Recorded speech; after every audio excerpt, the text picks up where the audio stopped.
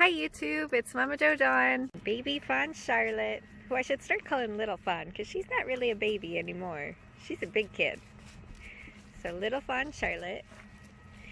We are out wild schooling today.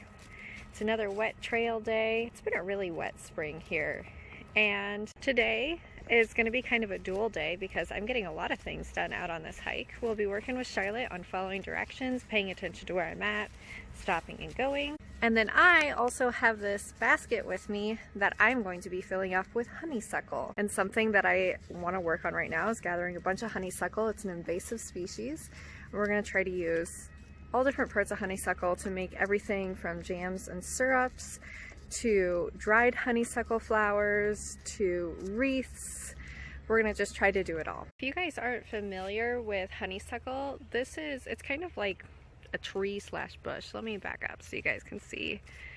But all those white flowers there are honeysuckle flowers. And the only really edible part of a honeysuckle plant are the flowers. They have like a really sweet nectary center.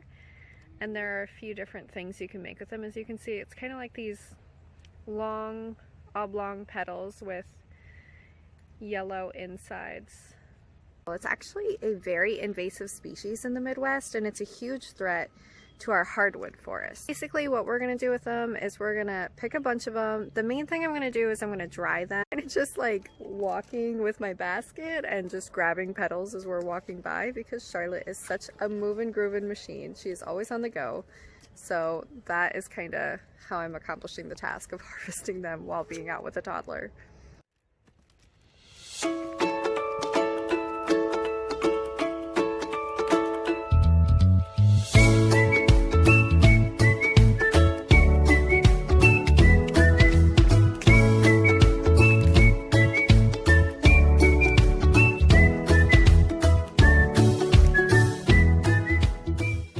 What are you eating, Charlotte? A granola bar. Is it yummy? Knock, knock.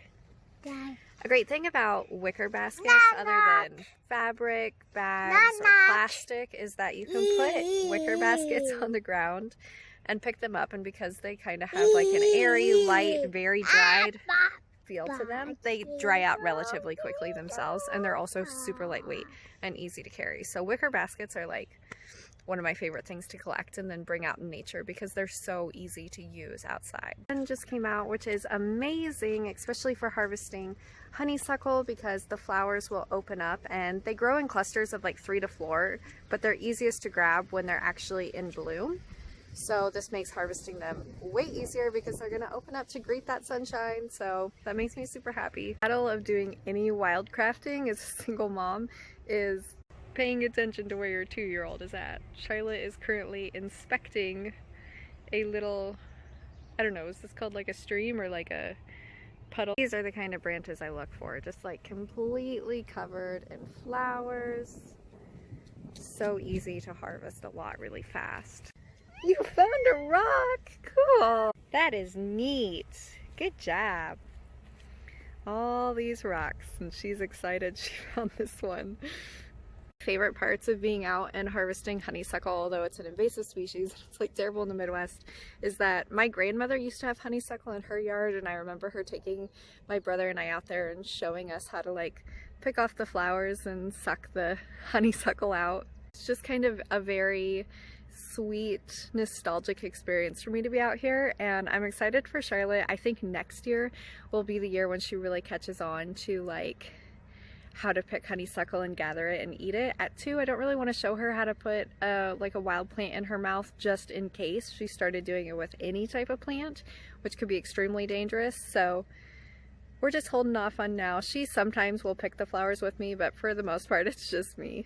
I go along, I try to kind of pick out the leaves and throw them out so I just have the flowers. The leaves are edible, but they don't have nearly as good of a taste as the flowers do. Actually, when I get home to dry these, just leave them in the wicker basket that they're in. Looking for a wicker basket to dry herbs in, look for ones with like these big holes. That's really going to allow a lot of air to come in, and then you'll just kind of want to like shake up whatever is in there every day just to kind of keep it aerated and make sure that it's not rotting. I'm such a huge basket person, and I've always used baskets to dry any type of flower, anything that I've harvested.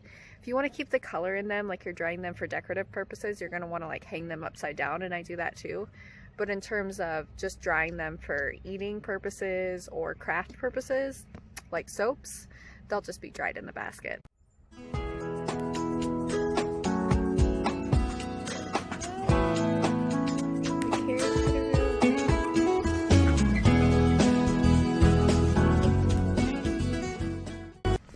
We're all finished with our harvest for today. We'll probably come back a little later, but with a 2-year-old, I never expect to get too much. We just get the little bit that we can while we're out here. Thank you for joining us on our hike today. I hope you guys enjoyed watching us harvest all of our honeysuckle. I will post a link to all of my wild schooling videos in the description box below. And as always, thank you so much for watching, guys. We'll see you in the next one.